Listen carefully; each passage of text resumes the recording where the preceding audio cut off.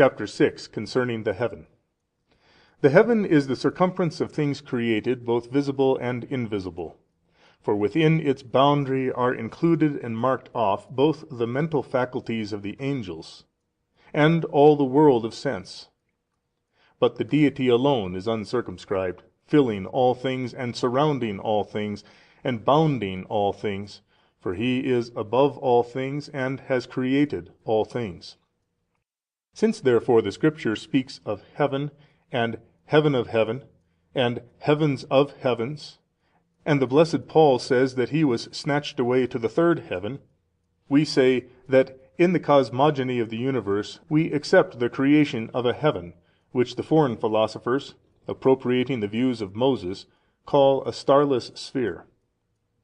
But further, God called the firmament also heaven, which He commanded to be in the midst of the waters, setting it to divide the waters that are above the firmament from the waters that are below the firmament. And its nature, according to the divine Basileus, who is versed in the mysteries of divine Scripture, is delicate as smoke. Others, however, hold that it is watery in nature, since it is set in the midst of the waters. Others say it is composed of the four elements. And lastly, others speak of it as a fifth body, distinct from the four elements. Further, some have thought that the heaven encircles the universe, and has the form of a sphere, and that everywhere it is the highest point, and that the center of the space enclosed by it is the lowest part. And further, that those bodies that are light and airy are allotted by the Creator the upper region, while those that are heavy and tend to descend occupy the lower region, which is the middle.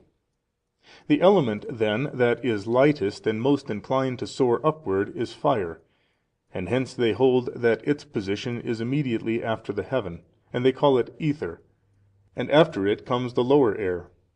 But earth and water, which are heavier and have more of a downward tendency, are suspended in the center.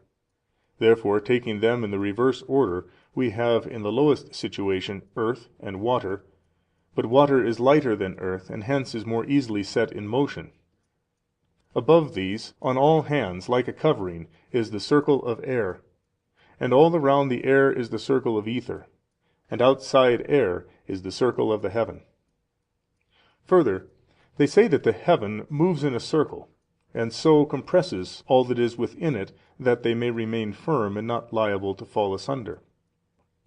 They say also that there are 7 zones of the heaven, one higher than the other, and its nature, they say, is of extreme fineness, like that of smoke, and each zone contains one of the planets.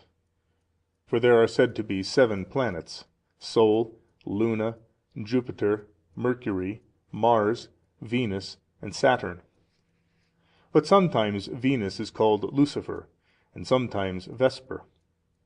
These are called planets because their movements are the reverse of those in the heaven. For while the heaven and all other stars move from east to west, these alone move from west to east. And this can easily be seen in the case of the moon, which moves each evening a little backwards. All, therefore, who hold that the heaven is in the form of a sphere, say that it is equally removed and distant from the earth at all points, whether above or sideways or below. And by below and sideways I mean all that comes within the range of our senses. For it follows from what has been said, that the heaven occupies the whole of the upper region, and the earth the whole of the lower. They say besides, that the heaven encircles the earth in the manner of a sphere, and bears along with it in its most rapid revolutions sun, moon, and stars, and that when the sun is over the earth it becomes day there, and when it is under the earth it is night, and again when the sun goes under the earth it is night here, but day yonder. Others have pictured the heaven as a hemisphere. This idea is suggested by these words of David, the singer of God, who stretchest out the heavens like a curtain, by which word he clearly means a tent, and by these from the blessed Isaiah, who has established the heavens like a vault. And also, because when the sun, moon, and stars set, they make a circuit round the earth from west to north, and so reach once more the east. Still, whether it is this way or that, all things have been made and established by the divine command, and have the divine will and counsel for a foundation that cannot be moved. For He Himself spoke, and they were made. He Himself commanded, and they were created. He has also established them for ever and ever. He has made a decree which will not pass. The heaven of heaven, then, is the first heaven which is above the firmament. So here we have two heavens, for God called the firmament also heaven. And it is customary in the divine Scripture to speak of the air also as heavens, because we see it above us. Bless Him, it says, all you birds of the heaven, meaning of the air. For it is the air, and not the heaven, that is the region in which birds fly. So here we have three heavens, as the divine Apostle said. But if you should wish to look upon the seven zones as seven heavens, there is no injury done to the word of truth. For it is usual in the Hebrew tongue to speak of heaven in the plural, that is, as heavens. And when a Hebrew wishes to say heaven of heaven, he usually says heavens of heavens. And this clearly means heaven of heaven, which is above the firmament.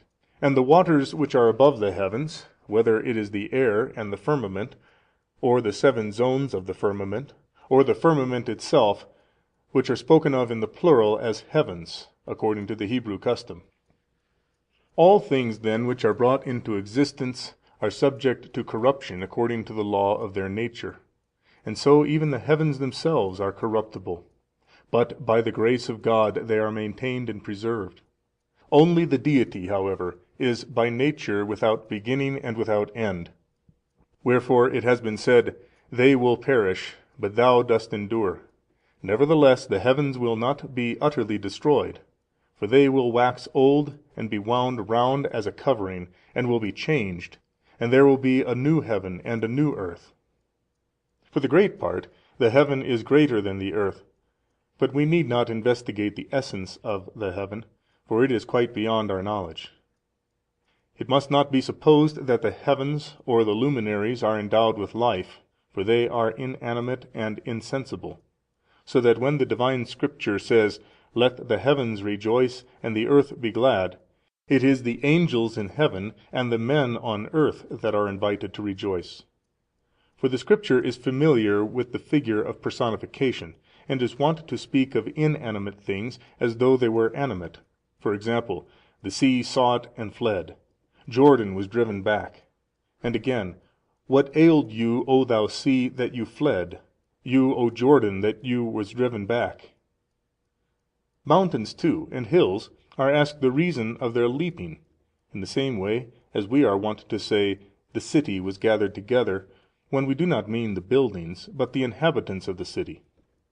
Again, the heavens declare the glory of God, does not mean that they send forth a voice that can be heard by bodily ears, but that from their own greatness they bring before our minds the power of the Creator, and when we contemplate their beauty, we praise the Maker as the master craftsman. End of section 4.